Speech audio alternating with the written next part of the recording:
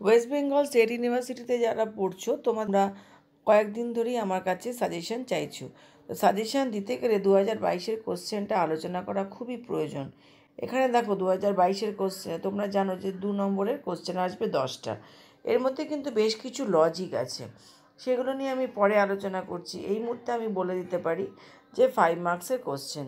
এখানে দেখো 5 মার্কসের যে কোশ্চেন দেওয়া আছে, এই 2022-এ যে কটা পড়েছে, যে বচনের সরল আবর্তন কি সম্ভব, বিবর্তনের নিয়ম, সত্যতা বৈধতার সম্পর্ক, বচনের বিরোধিতা, এই সব কটাই কিন্তু তোমাদেরকে করতে হবে।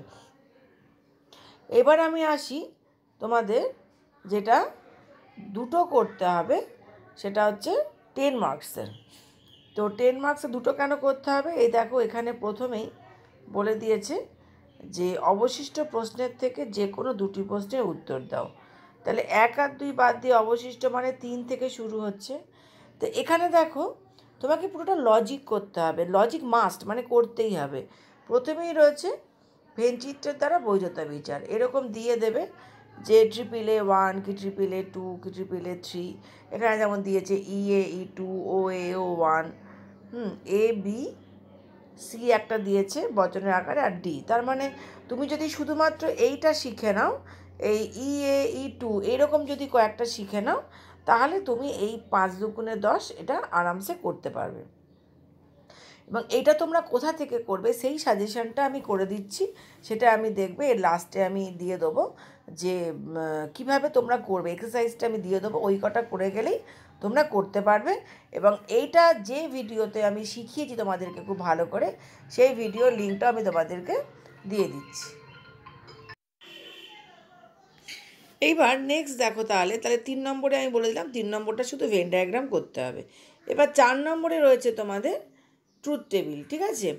এখন 4 নম্বরে যে ট্রুথ টেবিল রয়েছে, ট্রুথ টেবিলে তোমাদের কী করতে হবে, এখানে রয়েছে শতসত্য শতমিথ্যা না প্রতীক। এটা খুবই ইজি এবং এর ওপরে আমার ক্লাসও দেওয়া আছে, এবং যে এক্সারসাইজটা করলেই তোমরা পারবে, এই 4টে করলেই তো আর হবে না, এই এক্সারসাইজটাও আমি আজকে তোমাদেরকে দিয়ে দিচ্ছি। তোমরা এর থেকে প্র্যাকটিস করো, তাহলেই তোমরা করতে পারবে। আর যদি কেউ মনে করো যে জাস্ট এই লজিকটুকু শেখার জন্য তোমরা আমার সাথে যোগাযোগ করবে, যে পরীক্ষার আগে যাতে শিখিয়ে দেওয়া যায়, সেটাও আমি শিখিয়ে দিতে পারবো। কয়েকটা দিন হয়তো লাগবে, তার জন্য তোমরা যোগাযোগ করতে পারো। কাজে লজিক তোমাকে করতেই হবে।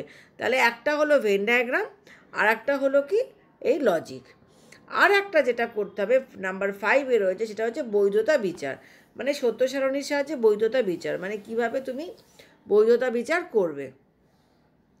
এখন দেখো ট্রুথ টেবিল বৈধতা বিচারের এক্সারসাইজটাও আমি আজকে দিয়ে দিচ্ছি, কোথা থেকে তোমরা প্র্যাকটিস করবে এবং যেটুকু তোমরা শিখবে তার লিঙ্কও দিয়ে দিচ্ছি। কাজে তোমাদের ইউটিউবে ভিডিও দিয়েই দিয়েছি, সেখান থেকে তোমরা শিখে নাও।